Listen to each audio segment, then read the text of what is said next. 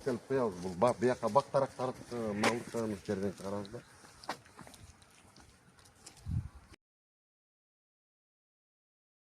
Жаңа дары чөптерді құрғатқандағы сушилкаға салып алдық. Анан мүрек суунун органикалык жаңа минералдарды ушул жакка сактаганды. Ассаламу алейкум, кыргыз элим, туугандар. Мен Эсенгожоев Руслан. Ысык-Көл областынын Каракол шаарынын Масалиева 85 көчөсүндө турабыз. Ушул жерде ушул жаратылышка керектүү, адамдын ден соолугуна керектүү сууларды байытып, ушул жерден жасап, ушул даректен чыгарабыз туугандар. Бул суунун башталышы ушул 2020-жылдан бери баштап чыгарып келатабыз. Ичкен жеген тамак ашыбыз туура эмес болгондуктан ошол ичкен жеген тамак ашты тазалоочу органикалык минерал сууларын чыгарабыз туугандар. Ушул сууну көп жылдан бери изилдеп келем. Мен деле ушул ковид убагында ушул сууну ичип көрүп, анан кадимгидей жакшы болдум да. Анан мага өзүмө жакканын элиме чыгарсам элге жагып кетти. Азыр уже көп киши түшүнүп калды муну ичкен кишинин баары. Негизги эми ушул суу жөнүндө айтып берейин. Кашка суунун мөңгүсүнөн келет да. Ошол тоодон мөңгүдөн прямой келген жаратылышта толук айланууда жүргөн суу да, мындай кыскасын айтканда. Анан ошону биз кайра байытып атабыз да ошол сууну. Ошол өзүбүздүн организмге, даже эң биринчи канга керектүү калий, кальций, фосфор, магний, кремний, бор деген элементтин баарын ошо кайра ушул сууга табигый түрдө кошуп туруп колдонуп атабыз да. Бул эми карабайсың, бул жаратылышта мен азыр айта алам да, жаратылышта эң биринчи жашоонун башатын алып түшкөн тоонун башынан ушул жашоонун башталышы ушул Кыргызстан деп айта алам да. Мына ошол мөңгүлөрүбүздүн тоолорунан ушул суулар келет. Ушул сууларды эле туура таза пайдалансак, биздин элибиздин дагы, бактарабыздын дагы, топурагыбыздын дагы ден соолугу оңолот да. Топурак жаратылыш менен тең байланышта болушубуз керек да. Госкеловага берген анализдерибиз чыкты, аябай жакшы. Буну деген бүт ар бирибиз могу тоолук аймактагылар мүмкүнчүлүгү болгон областтарга ушуларды үйрөтүп мен салып бергенге, салышып жардам бергенге мен общий баары пайдалансачы. Ошон үчүн ушуларды ар бирөө өз айылынан чыгарып алып, колдонуп, топурактан баштап тазалансак, ошол тиги мөңгүбүздү сактап калбасак, карачы, азыр жердин баары деградация дейбиз, малыбыз жайылып тебелеп атат, көп чөптүн түрү жоголуп атат. Мына бака кара чырчык жоголгондой эле жаратылышта көп нерселер жоголуп баратат да. Ошон үчүн биз ушунун баарын тең азыртадан токтотуп калбасак, мына кеч болуп баратат. Менин эсебим боюнча 5 жыл кечиктик да ушундачы. Ушуларды колдонуп калалы да азыр деле кеч эмес. Ошон үчүн бүт областтарыбыз ушул органиканы таза колдонуп, таза иштетсек, биз келечектин топурагын тазалагандай болобуз да. Мисалы мен айта албайм, мен келечектен корком му неберелерден. Алар эле айтат, кийинки жыл бүт топурагыбызды мына ушул аталарыбыз улаган деп бизге айтат да. Ошон үчүн топурак таза калтырышыбыз керек. Биз атадан балага өтүп келаткан бул нерселерди, жаратылыштагы бул топуракта тирүү нерсе да. Ошондо таза кармап, таза сактап калышыбыз керек. Биз келечек муун үчүнчү. Кымбаттуу туугандар, кыргыз элим, биз деген мына азыр балдарды да үйрөтүп атабыз. Президентибиз 27-жылы мына тоо жылы саммит 27-жылы дүйнө жүзү боюнча ушул жерден өтөт деп атат. Ошого бул аябай чоң результат болмок да. Ар бири ошол тоонун этегиндеги айылдарга ушулардын баарын колдонуп, бактаракка, топурагыбызга колдонуп үлгүргөнгө жетишебиз да. Ошо ар бир айылда болсо жаратылышыбыз да тазарат, биздин келечегибиздин да ден соолугу таза болот, малыбыздыкы, бактарабыздыкы, токойубуздан бери таза болот да. Биз азыр 38-контурда турабыз. Караколдун биягы Каракол, биягы Жаңарык, биягы Маман. Ушул жерге бир органикалык минералдарды чыгаруучу комплекс курсакпы деп пландап атабыз. Буюрса бул жерде азыр трансформация кылып документтери иштелип атат. Ушул жерге ушул талабыбызга керектүү, топуракка керектүү элементтердин баарын ушул жактан чыгарабыз, Кудай буйрсачы. Мына буягыбыз аэропорт, буягыбыз ушундай трасса өтөт.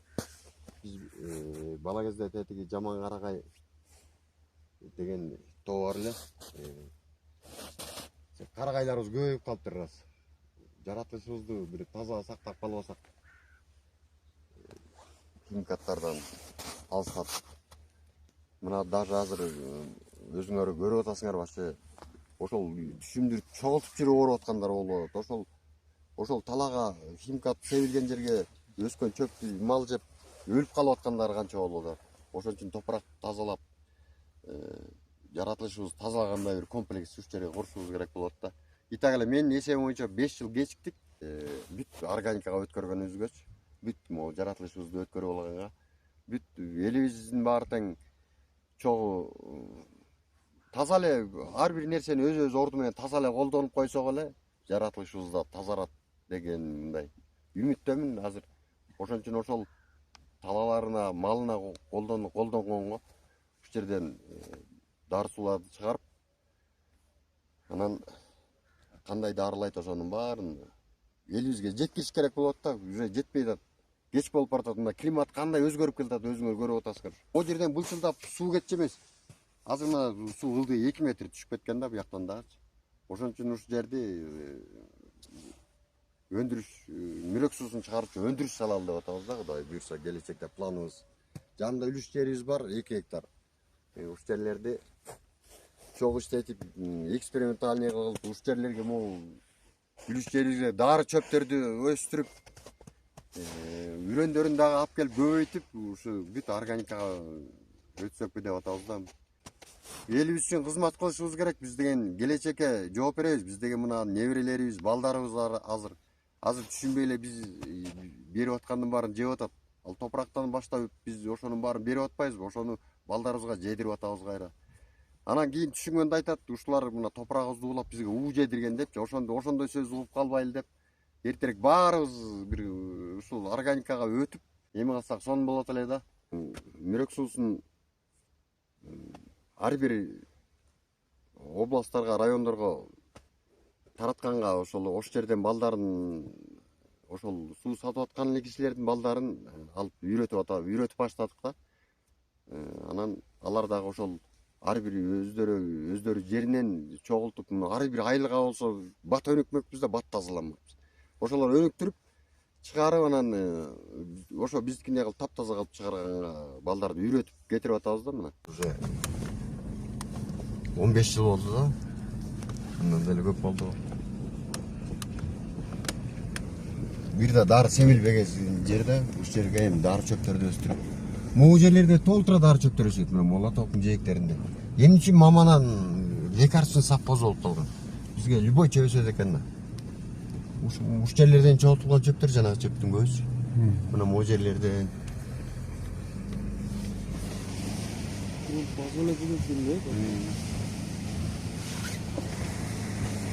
мына ошол мүрөк суунун сырыяларын ушул жерге алып келебиз биз. Алып келип, ушул бочкаларын алып келип туруп, сразу сорттоп, ээлеп туруп анан тизип баштайбыз да, кайсы жерде. Анан мындан алып барып анан Караколго, Масалиева 85ке барган процесс жүргүзөбүз да. Ошол биздин Кыргызстанда өскөн дары чөптөрдү кургатабыз, ушул жерге кургатып, майдалап, даярдап алып кетебиз. Бул жерибиз таксопарк, жана мүрөк суусунда иштеген машиналар токтоп турган жерге, ушул жерге лаборатория салсакпы деп ошондой пландаштырып ушул жерде алып койгонбуз да. Буякты производство деп оформить эткенбиз. Доктурбек атындагы деп туруп. Анан ошондой планыбыз бар да, дальнейший. Ошондо дагы көбүрөөк кыргыз элибизге тарап калмак да, дагы көбүрөөк болуп. Могу деген жанагы шубакта. Бул абадан дагы микробторду өлтүргөн күчү бар да, карабайсың. Анан муну биз сууга, ошол сууга чыгарып туруп, анан Адамдарға беріп атабыз да, бұл шоло су бар қан тазалаушы су болуп атпайбы. Анан булар кошулганда ошо онкологияларды айыктырып атат да. Жакшы уже. Процесс жакшы кетип атат. Ошонун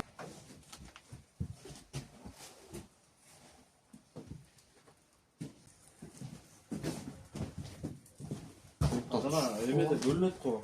Корин деди жаңа кор албай, onu аны казып туруп эмеге жөнөтүш керек. Растениянын мораторийга киргизе салышты да. Мына научная академияда.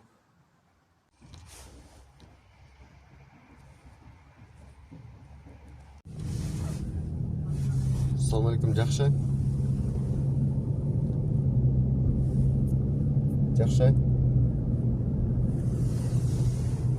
Жакшы.